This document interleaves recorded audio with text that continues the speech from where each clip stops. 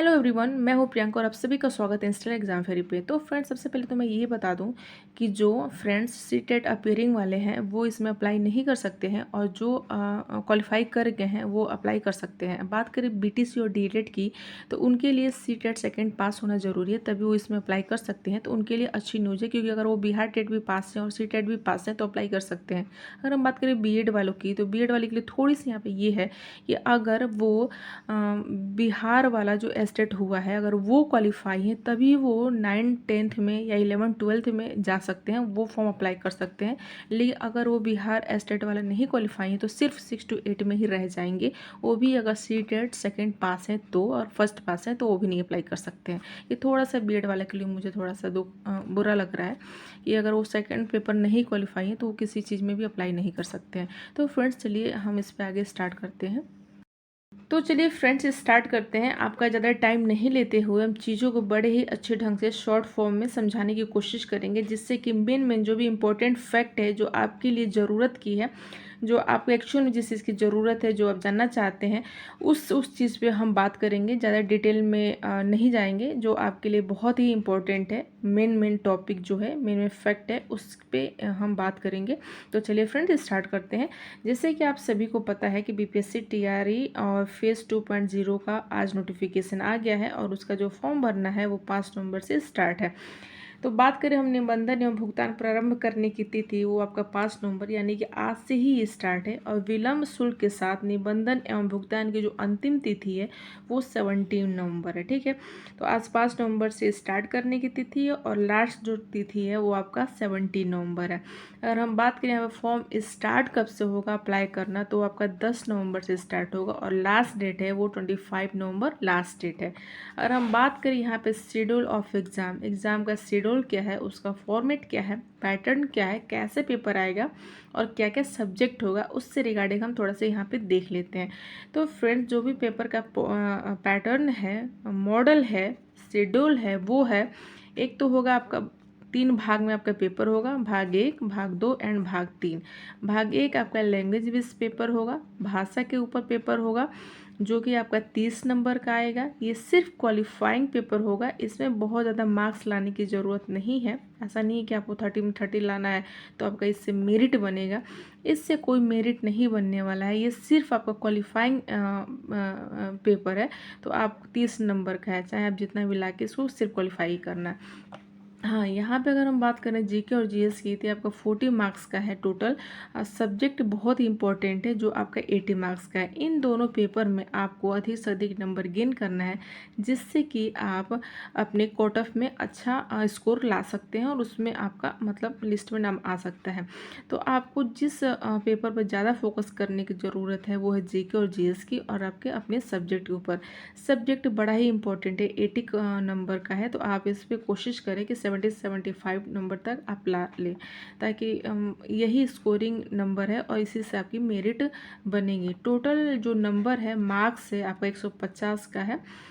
ये आपका पूरा का पूरा पेपर जो होने वाला है वो सिर्फ 150 नंबर का है और 150 मार्क्स का है। ठीक है, और हम बात करें वैकेंसी की, टोटल वैकेंसी कितनी आई है इस बीपीएससी टीआरई में, तो आप सभी को पता है कि सुनने में आ रहा था ऑलरेडी पहले से कि 70,000 प्लस में वैकेंसी आने वाली है। तो यहाँ पे आप देख पा रहे हैं कि 69,706 के करीब वैकेंसी आई है, मान समथिंग मतलब 70,000 के करीब है, इतनी इस पर वैकेंसी है। आवेदन की बात करें तो आवेदन की जो प्रोसेस है ऑनलाइन है, ऑफलाइन नहीं है, तो ऑनलाइन ही आवेदन करानी है।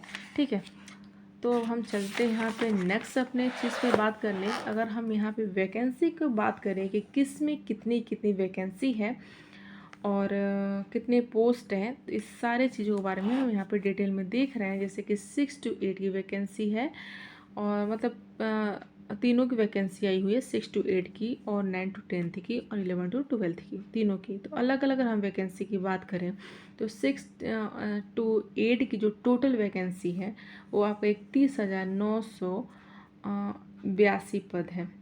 सिर्फ 6 to 8 के लिए 31,982 पद है, जिसमें मैथ और साइंस के लिए 5,850 पद है, एसएसटी के लिए 4180 पद है, हिंदी के लिए 1722 पद है, इंग्लिश के लिए 2314, संस्कृत के लिए 1133, उर्दू के लिए 41। ऐसे बहुत सारे और भी सब्जेक्ट हैं जिसके लिए अलग अलग आपका पोस्ट दे रखा है। इसमें हमने बहुत थोड़ा ही मतलब नोट किया है, वही वही सब्जेक्ट हमने इसमें मतलब दिखाया है जो कि इम्पोर्टेंट है, जो कि कॉमन है, सब पढ़ते हैं, सबके लिए ज़रूरी होता है। ये जो वैकेंसी की जो ये संख्या है, नंबर है, वो मेल और फीमेल के लिए अलग अलग है। ऐसा नहीं कि इसमें मेल और फीमेल दोनों इंक्लूडेड है, दोनों की वैकेंसी अलग अलग है।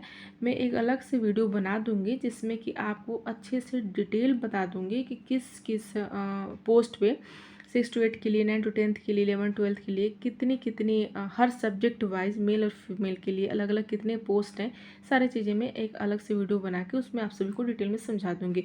ये वीडियो मैंने शॉर्टकट में ही बनाया है जिससे कि आप सभी को बस एक सिंपल सी नॉर्मल जनरल बातें पता चल जाएं जो कि पता होनी चाहिए, और इसी के बेस्ड पे आप अपनी तैयारी को स्टार्ट कर दें। तो ये रही हमारी 6 to 8 की वैकेंसी। और बाकी ये है आपकी 9 to 10 वर्ग की वैकेंसी, जिसमें टोटल वैकेंसी आपका है 18,877 के करीब वैकेंसी। इसमें हिंदी के लिए 3,423 पद है, इंग्लिश के लिए 3,465 पद है। इसमें भी आपके और भी बहुत सारे सब्जेक्ट हैं, जैसे कि आपका history, geography, home science, polity, sociology, मतलब तमाम तरह के बहुत सारे सब्जेक्ट हैं जिसके लिए अलग अलग सब्जेक्ट पे अलग अलग पोस्ट है। इसमें हमने बहुत सारा नहीं लिखा है क्योंकि लिखने में बहुत टाइम लग रहा था, तो इसलिए हमने थोड़ा ही लिखा है। ठीक है। और बात करें यहाँ पे हम उच्च माध्यमिक की, जैसे कि 11 से 12 तक की जो वर्ग है उसके लिए टोटल वैकेंसी होगा 18,577 पद है। ये अपने आप में बहुत अच्छी और बहुत बड़ी पद है, कम नहीं कहा जाएगा। तो जूलॉजी के लिए इसमें 400 पद है, बॉटनी के लिए आपका 561 पद, केमिस्ट्री के लिए 1857 पद, मैथ्स के लिए 1651 पद। ठीक है। ये तो ये मेन जो सब्जेक्ट है साइंस का उसका पद है, क्योंकि मैं साइंस ही बैकग्राउंड से हूँ तो इसलिए मैंने साइंस का ही नोट करा है। बाकी मैं अलग से वीडियो बनाऊंगी उसमें सारा ही मतलब हिस्ट्री, ज्योग्राफी, पॉलिटी सारी चीज़ के लिए मैं मतलब कर दूंगी। ठीक है। तो ये आपका आपके सामने जो बिल्कुल आपके पास जो मेन मुद्दा था ना ये वीडियो बनाने का, वो ये था कि आप ये बस जान लें कि 6 to 8 के लिए टोटल जो पद है वो कितना है, और 9 to 10 के लिए कितना पद है, और 11 से 12 के लिए कितना पद है। मतलब पद आप जान लें, पोस्ट जान लें कि हर ग्रुप में कितना कितना आपका अलग अलग से पोस्ट है। ऐसे सुनने में 70,000 69,000 आ रहा है, लेकिन कैटेगरी वाइज जब हम देखेंगे तो डिफरेंट डिफरेंट पोस्ट है। यही हमें मेन मतलब इसमें आपको शो करना है। जैसे कि 31 सर यहाँ पे देख रहे हैं 18,000 समथिंग के करीब है, यहाँ पे 18,577 मतलब ऐसे ही है। और हम बात करें सिलेबस की, जो पेपर का सिलेबस है वो किस बेस्ड पे होगा, तो ये फुल्ली के फुल्ली एनसीईआरटी और एससीईआरटी बेस्ड पेपर है। आपको बहुत सारा बुक्स और इधर उधर भटकने की नहीं ज़रूरत है, सिर्फ एनसीईआरटी की ही बुक फॉलो कर रहे हैं, या कोई मार्केट में कोई समरी बुक हो जो एनसीईआरटी बेस्ड हो, जिसमें कि सारे चीज़ों को, सारे टॉपिक्स को अच्छे से क्लियर किया हुआ है, तो आप उस बुक को लेकर पढ़ाई कर सकते हैं। तो आपका हो जाएगा। जैसे कि बर्नवाल जी का, महेश बर्नवाल की बुक है, मैंने वो पढ़ा है तो मुझे उसके बारे में थोड़ी आइडिया है। काफ़ी अच्छी बुक है, एनसीईआरटी बेस्ड है, सारे सब्जेक्ट के लिए आता है, तो आप थोड़ा सा समझने के लिए वो बुक ले सकते हैं और उससे अपनी पढ़ाई कर सकते हैं। क्योंकि बीपीएससी का जो एग्ज़ाम का पूछने का जो क्वेश्चन मैंने देखा है, जो पिछली बार हुआ है, वो लगभग उसी के जैसा है जैसा कि उन्होंने अपने पेपर में बनाया है। ठीक है। तो एनसीईआरटी ही आपको फॉलो करनी है। अगर आपके पास टाइम है तो पूरा एनसीईआरटी की बुक पढ़िए, अगर नहीं टाइम है तो कुछ मार्केट से अच्छी मतलब शॉर्ट बुक ले लीजिए जिसमें कि इंपॉर्टेंट फैक्ट दिया होगा, आपको पढ़ने में भी ईजी रहेगी और ज़्यादा चीज़ों को जल्दी से जल्दी कवर कर पाएंगे। तो ये सारा का सारा एक छोटा सा शॉर्ट नोट सा फ्रेंड्स जो हमने आप सभी के सामने शेयर किया है, जो मेन फैक्ट है।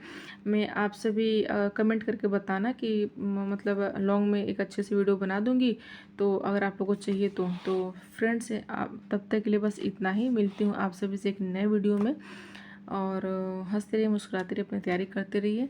तब तक के लिए friends tata, bye bye, thank you so much.